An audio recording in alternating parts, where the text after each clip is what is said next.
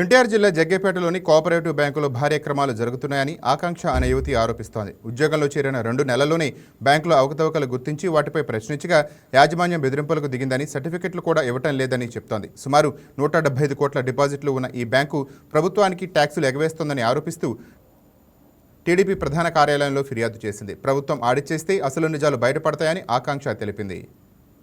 అందరికీ నా పేరు ఆకాంక్ష అండి. నేను గోదావరి కృష్ణ కోఆపరేటివ్ సొసైటీలో ఫిబ్రవరి 23వ తారీఖున 2026లో జాయిన్ అయ్యానండి. ఇది వచ్చేసి జగ్గేపేట ఇచ్చారండి. నాకు జగ్గేపేటలో జాయిన్ అయ్యాను. ఇంకా ఇక్కడ ఈ 2 నెలల్లో నేను తెలుసుకుంది ఏంటి అంటే, ఇక్కడ జరుగుతుంది ఏంటంటే డిపాజిట్స్ అనేవి జరుగుతున్నాయి సార్. డిపాజిట్స్ కస్టమర్లకి ₹2 ఇస్తాము, రూపాయి ఇస్తాము అనే వడ్డీ ఎక్కువ ఆశ చూపించి, ఇంకా ఆ డబ్బులు కస్టమర్స్ తీసుకొచ్చి డిపాజిట్ కష్టపడి వడ్డీకి ఆశపడి పేద ప్రజలు డిపాజిట్ చేసే ఒకటి ఉంటే, ఇంకా ఒక్కొక్క కస్టమర్స్ వచ్చేసి ₹1 2 కోట్లు డిపాజిట్స్ అనేవి జరుగుతున్నాయండి.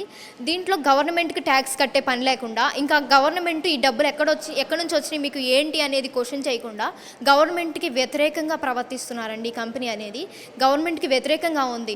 నాకు కావాల్సింది ఏంటంటే, గవర్నమెంట్కి ఈ కంపెనీ వ్యతిరేకంగా ఉన్నప్పుడు ఇంకా పేద ప్రజల డబ్బులు ఎలాగో దాచుకుంటున్నారు. ఇంకా గవర్నమెంట్ని మోసం చేస్తున్నప్పుడు ఈ కంపెనీ పేద ప్రజల డబ్బులు ఇప్పుడు చాలా జరుగుతున్నాయండి. జయలక్ష్మి కోఆపరేటివ్ సొసైటీ అలా చాలా జరుగుతున్నాయి. అలా తీసుకొని వెళ్ళిపోతున్నారు, అందరూ కంపెనీ ఎత్తేసుకొని వెళ్ళిపోతున్నారు.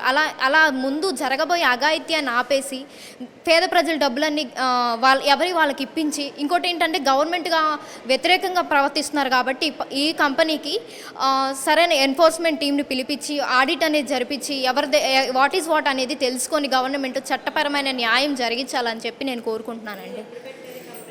ఈ కంపెనీ వచ్చేసి 2019లో పెట్టారండి. స్టిల్ రన్ అవుతూనే ఉంది. 23 బ్రాంచెస్ ఉన్నాయండి ఈ కంపెనీలో. ఇక్కడ అర్జీ ఇస్తే నెట్టం రఘురామ్ గారికి ఈ అర్జీ అనేది ఫార్వర్డ్ చేశారండి. ఒక టీంను పెట్టి అలర్ట్ చేయమని చెప్పారండి. ఎటైనా కానీ గవర్నమెంట్ వ్యతిరేకంగా ఉంది, సరైన న్యాయం జరిపించాల్సిందే కోరుకుంటున్నానండి. ఎవరి డబ్బులు వాళ్ళకి ఇప్పించి గవర్నమెంట్కి చెందాల్సినవి ట్యాక్స్లన్నీ చెంది ఆ డబ్బులు ఎక్కడి నుంచి వచ్చినాయి ఏంటి అనేది సరైన ఎన్ఫోర్స్మెంట్ టీంతో ఆడిట్ జరిపించాలని నేను కోరుకుంటున్నాను.